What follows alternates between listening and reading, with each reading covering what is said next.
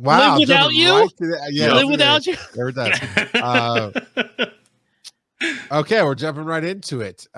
Joe decided to show me things I could not have. So I said, no, Joe, I do not want to see this. And then Phil popped in, and Phil and I were liking the same bottles. But Joe, tell Family the show. backstory. Family show, Charles. So- family show.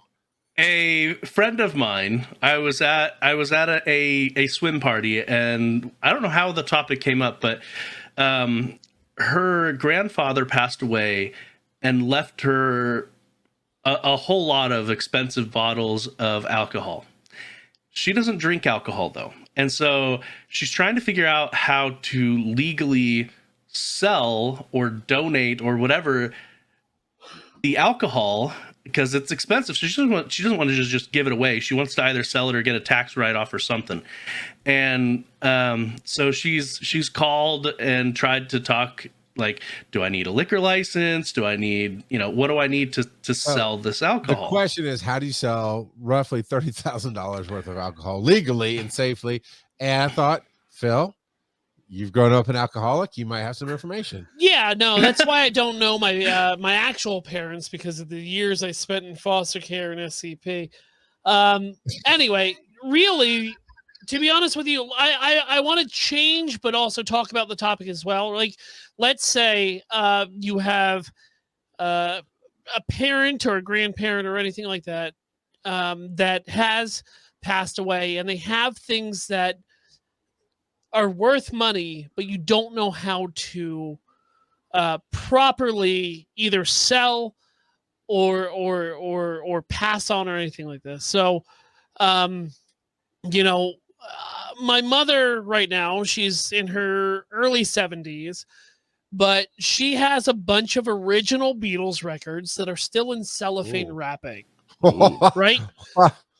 So I want to approach it like that. I don't want to just talk about selling alcohol, but selling things that possibly could have a higher price point that is a little bit out of our expertise. Okay.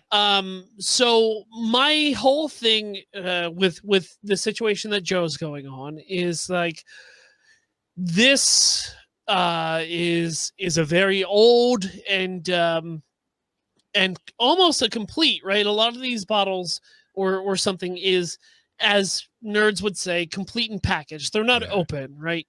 Right. They're paper sealed, and you said they don't even do paper seals. Exactly. Anymore. So with the cellophane Beetle vinyls or Joe's friends alcohol that is still paper sealed, what I would do is, personally, I would research somebody that is an expert in blank, right? Your grandfather has this stamp collection that he started in 1912 and has kept it up every year until blank.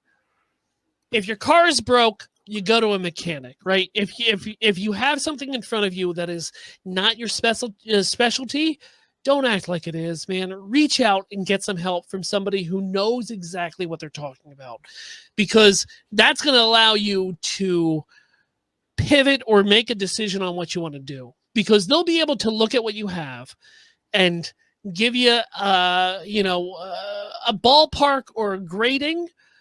Just like since we're all nerds here, we probably have some comic books in our house. I would have to agree, some of them are probably graded at some point, right? Because we sent them where? To a specialist who can say, okay, this is a 1984 mint condition. It's a 9.6 on the rating scale. You could probably at auction get about blank. Right. And that's what I think you should do, right? You shouldn't leave it up to eBay. You shouldn't leave it up to Facebook Marketplace. Don't even leave it up to your Uncle Charles, because we can't trust that. But Charles you would just crack open that Macallan. That's what he would do. So in my you have to. I agree with you. But as somebody who really, like, I was in awe, to be honest with you, Joe. Not because like I consume a lot of alcohol, which I do, but like, you don't see paper seals anymore, right? Right. And so, like, me as somebody who does consume alcohol knows that, like, Okay, it had to be bought in the 60s or 70s around about.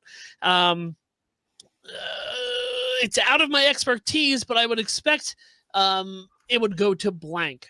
But like, we have an endless vast of people that have knowledge that we don't. Would you work at a winery? Would somebody in your area in this situation be able to call and work with you guys, or at least where do they start besides just going to the local liquor store? Well, which is no. I'm being honest with you. I mean, I'm sure if I was to Google right now, antique liquors or antique alcohol, there would probably be somebody popping up on my Google search, or at least a Reddit subreddit that would allow me to understand and get me into touch with the right people, right? Here's a question. Well, because state by state, the laws are going to be different. Well, true. Country by country, and No, I get that. And liquor is. And this is why it's a little bit awkward, because liquor is a touchy subject, and you can't cross state lines and sell liquor because it's considered smuggling, and none of us are as cool as Han Solo to get away with it. But you can cross state lines and donate it to one EMS, and I'll give them a tax write-off for the value of the bottle. Just say it. Say it. But let's say, okay, right now I live in Pennsylvania. There is somebody at the PA liquor board that I could contact and say, hey, look, I was donated. I was gifted this from my grandfather who passed away. I feel like these are old and antique. I'm trying to find a good way to have them go to auction, and I don't know where to start, right? That's Pennsylvania. Pennsylvania has the worst liquor laws in the entire U.S. They are worse than Utah. But there is a specialist out there for everything. And it's up to you. It's just up to you to go out there and find them.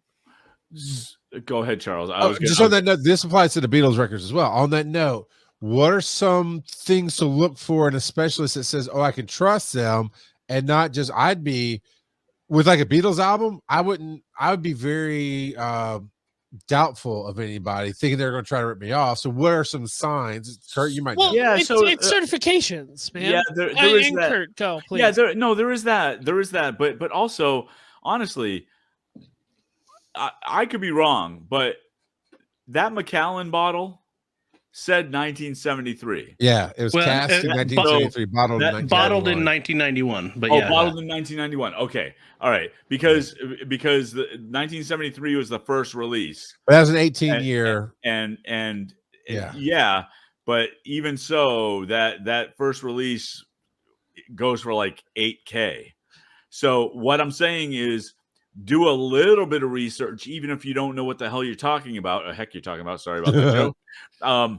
And do a little bit of research, so when you do find an expert, you're not operating from total ignorance.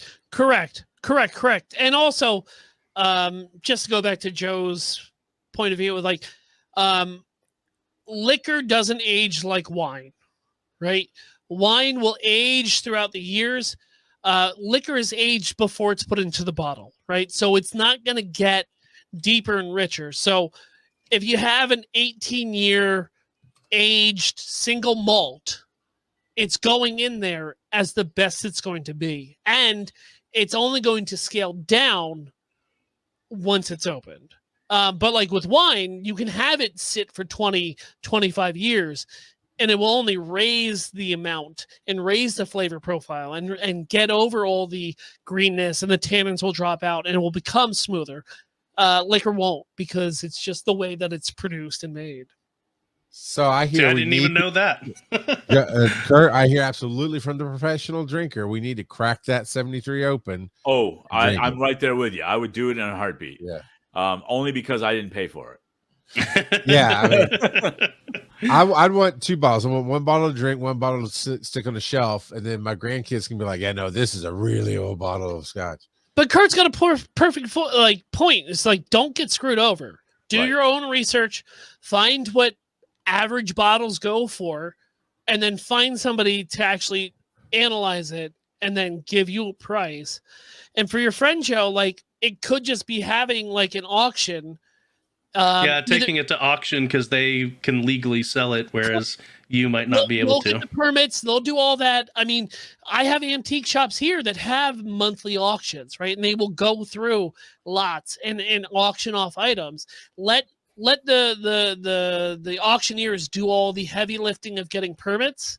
And yeah, you're going to take a little bit of a percentage cut, but you're also not sitting on stock of something you can't really or want to use. Yeah.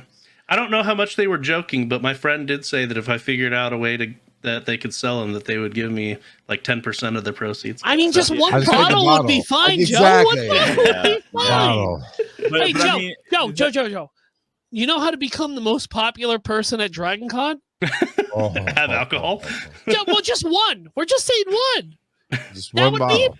like you bring that Macallan, we'll be hanging around with you all week. Yeah. Front row seats at Botch. Front row.